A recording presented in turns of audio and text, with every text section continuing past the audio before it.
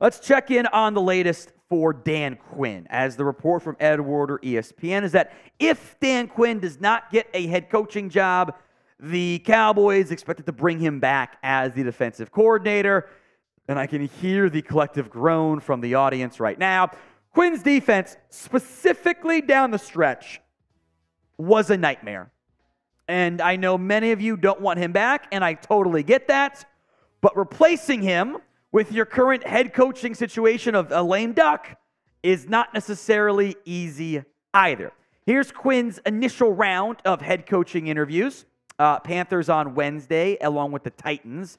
The Commanders and Seahawks interviewed on Thursday, / is interviewing today. The Chargers tomorrow, they're probably getting closer to hiring Jim Harbaugh, in theory, than Dan Quinn is. And if you're a fan of those teams, you don't want Dan Quinn right now, do you?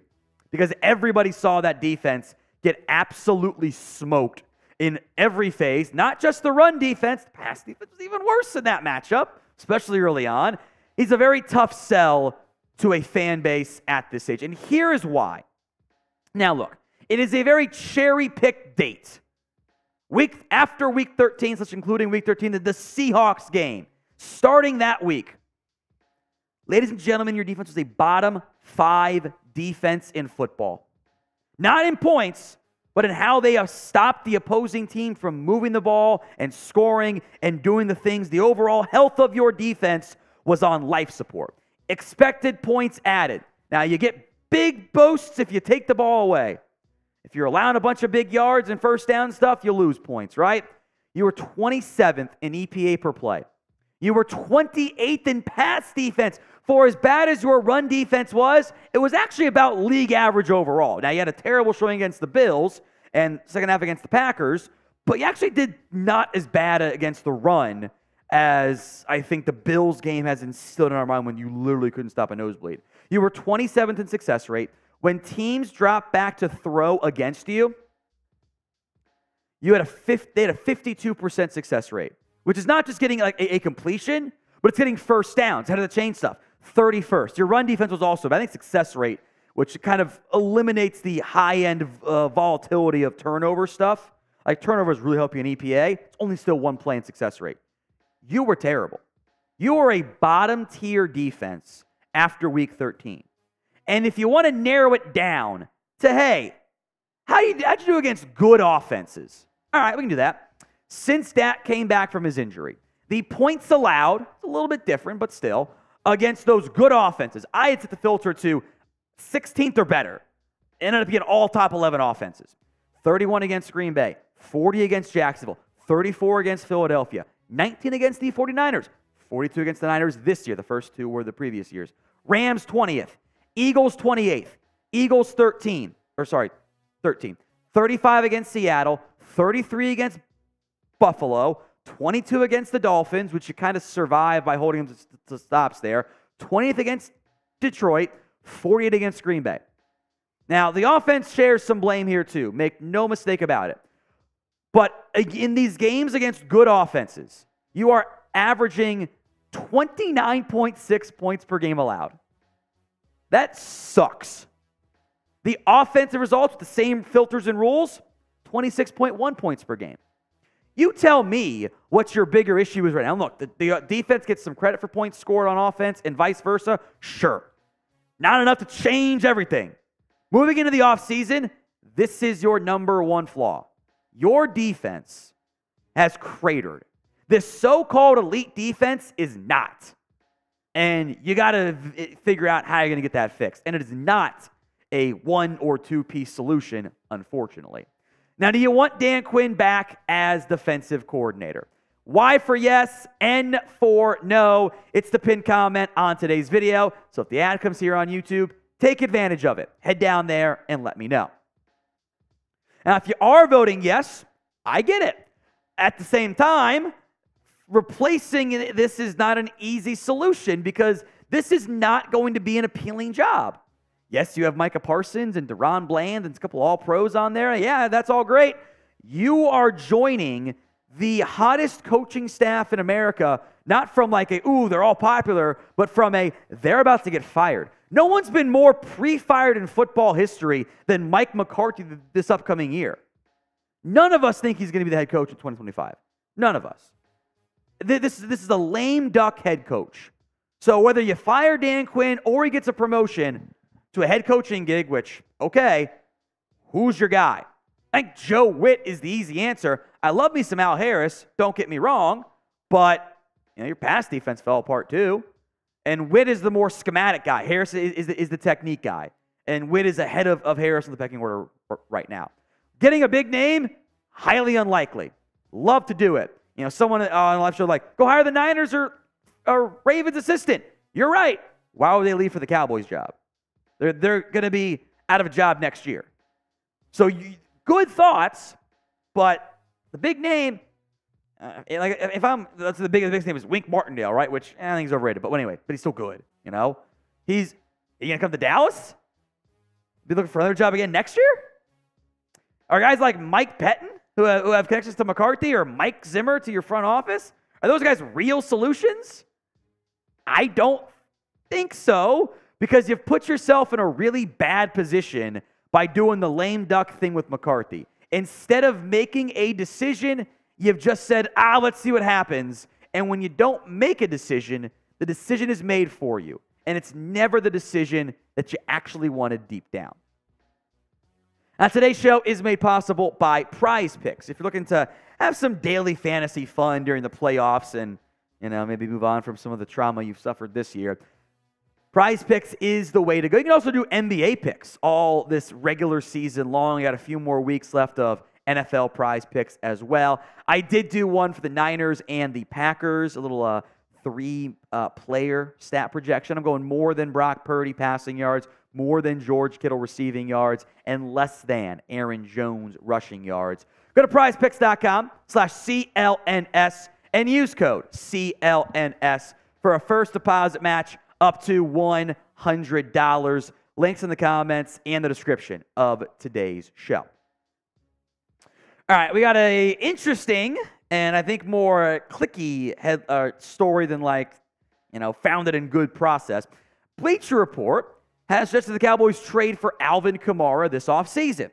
And I think we would all agree your running game is a very large issue. And it's Alvin Kamara. It's a big name. Puts up big fantasy points in PPR leagues every year. Massive issues I have with this. The biggest of which, he's due $11.8 million in 2024. And then he's also due a whopping $24.9 in partially fake money in 2025. So are you looking to, pay Alvin Kamara more than what you paid Tony Pollard, coming off a year in which, unfortunately, ladies and gentlemen, Alvin Kamara is not the guy you remember. He was, in fact, Tony Pollard was actually better than him. And that's not even a high bar. Alvin Kamara averaged under 4 yards a carry again. He still offers you some decent pass-catching stuff, but it's all check-down stuff. I mean, this year, he had 75 catches for 466 yards. Do you know how hard that is to do? To not bust any big games? 6 yards a catch. That's not good. So, Alvin Kamara, I get it's the big name.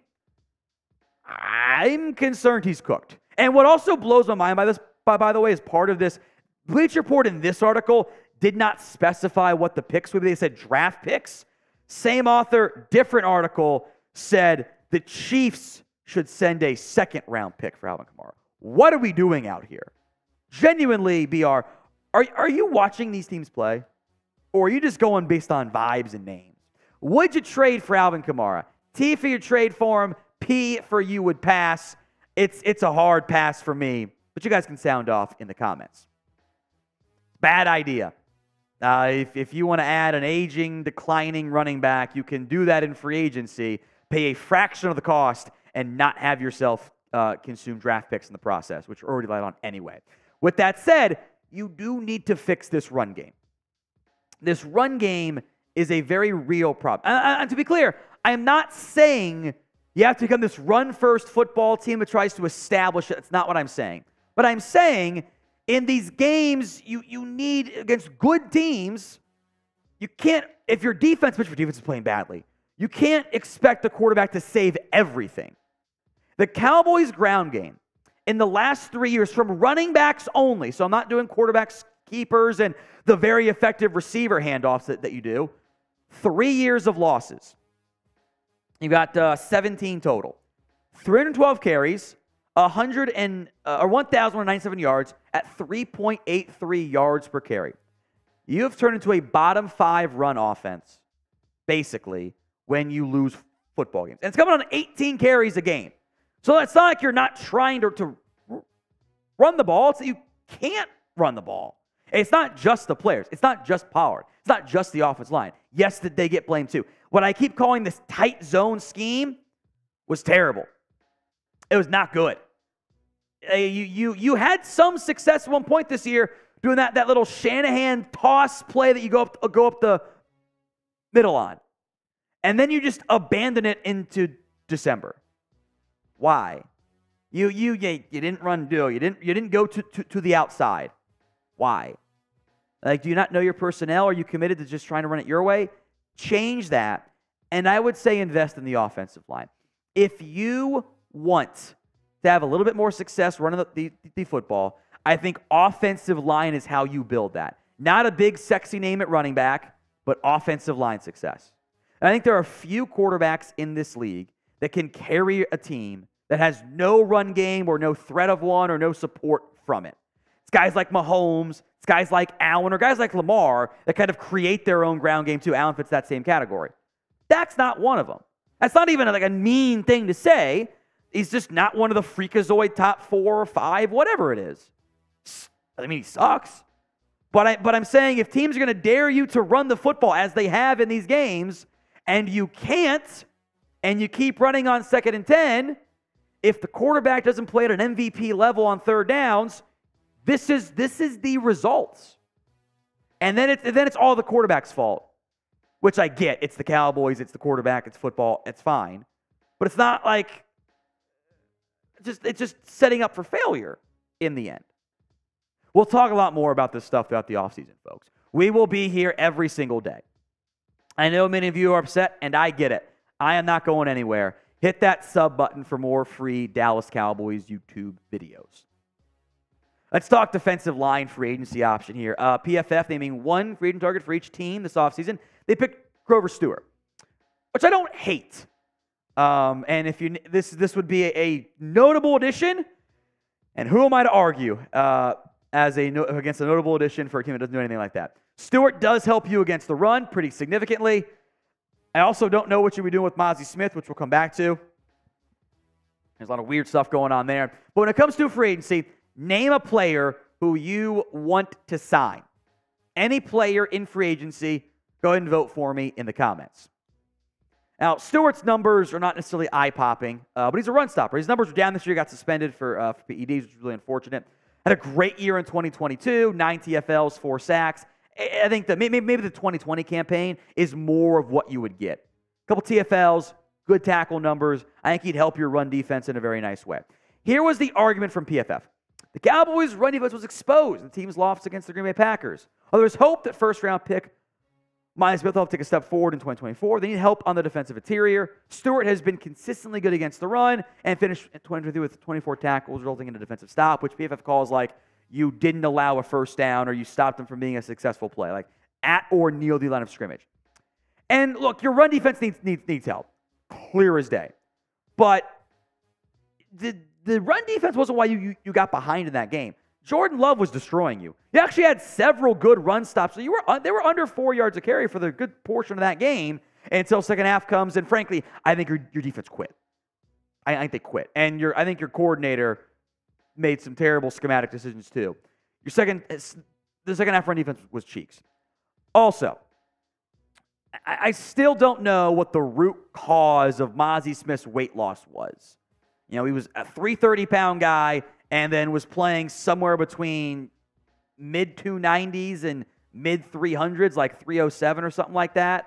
I don't know if Mozzie was dealing with some stuff or if it was hey, we're going to play Higgins at nose tackles, let's try you at 3 technique, drop some weight, or if Mozzie went rogue and the team was like, oh, no. I don't really know. I think it's probably they clearly knew about it, and they they weren't fighting him, so I guess they were fine with it. Doesn't matter what the root cause is. It's time for solutions. Make Mozzie fat again.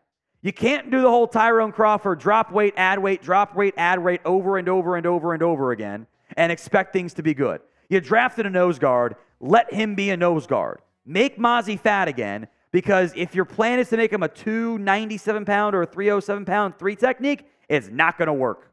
That is not who he is. So MMFA in the comments. Make Mozzie fat again.